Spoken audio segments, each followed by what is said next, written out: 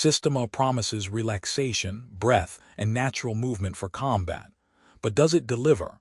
Let's cut through the mystique and see what's real. Systema's history blends ancient legend with Soviet practicality. You'll hear claims of 10th century Cossack roots, but the modern system was shaped in the 1920s by Viktor Spiridonov and Vasily Oshchepkov, who synthesized wrestling and striking into sambo. Later, Alexei Kadichnikov developed a close-quarters style for the Soviet military, emphasizing using an opponent's force. This wasn't mystical. It was a combatives program for special units. After the USSR fell, Mikhail Ryabko and Vladimir Vasiliev brought it west. Here's the key. The ancient lineage is marketing. The real foundation is Soviet-era practical combat. When you train, focus on the mechanics, not the mystique. That's where the value lies. Systema's growth has led to fragmentation. There's no governing body, so quality varies wildly. The main lineage from Ryabko and Vasiliev has over 250 affiliate schools, but you'll also find offshoots like Maximtsova Systema or Systema Spetsnaz. Each school teaches differently. Some focus on flow drills, others emphasize military-style force-on-force. This means you must evaluate the instructor's background. Is it a former police officer or someone who learned from a weekend seminar? The lack of standardization isn't a flaw, it's a reality.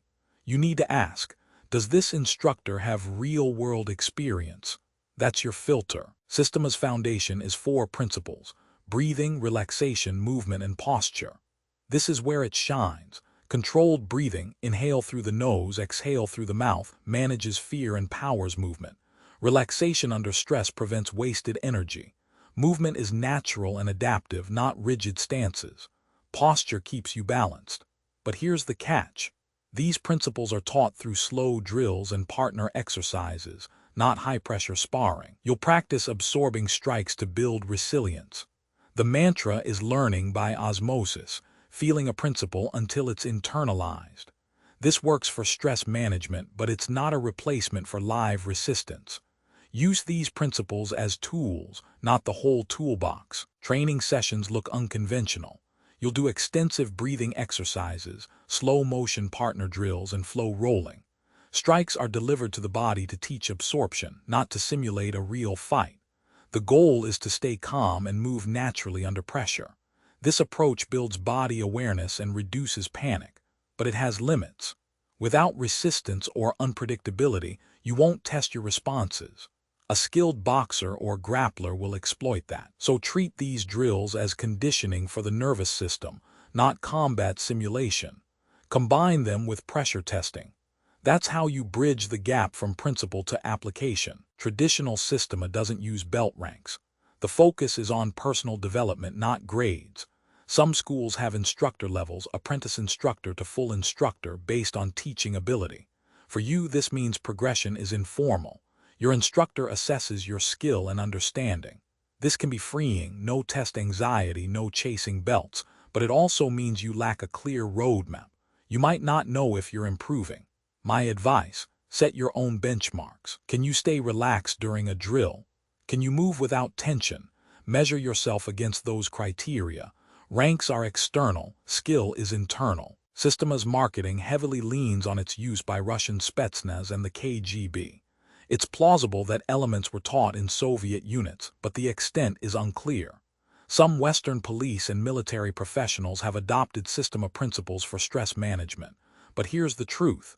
Many instructors claim special forces backgrounds without verification. You need to ask for specifics. What unit? What role? What training did they receive? If they can't answer clearly, be skeptical. The techniques themselves don't need a military pedigree to be useful. Judge them on their mechanics, not their origin story. Practicality over mystique. Systema's effectiveness is hotly debated. Critics say it lacks pressure testing, no sparring, no competition.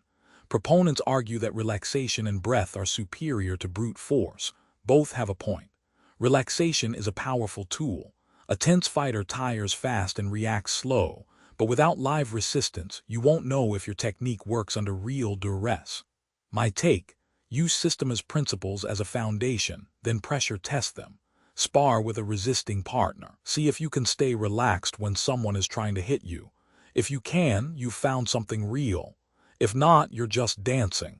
Test everything. Systema offers real tools. Breath control, relaxation, natural movement. Test them under pressure. That's how you separate skill from story.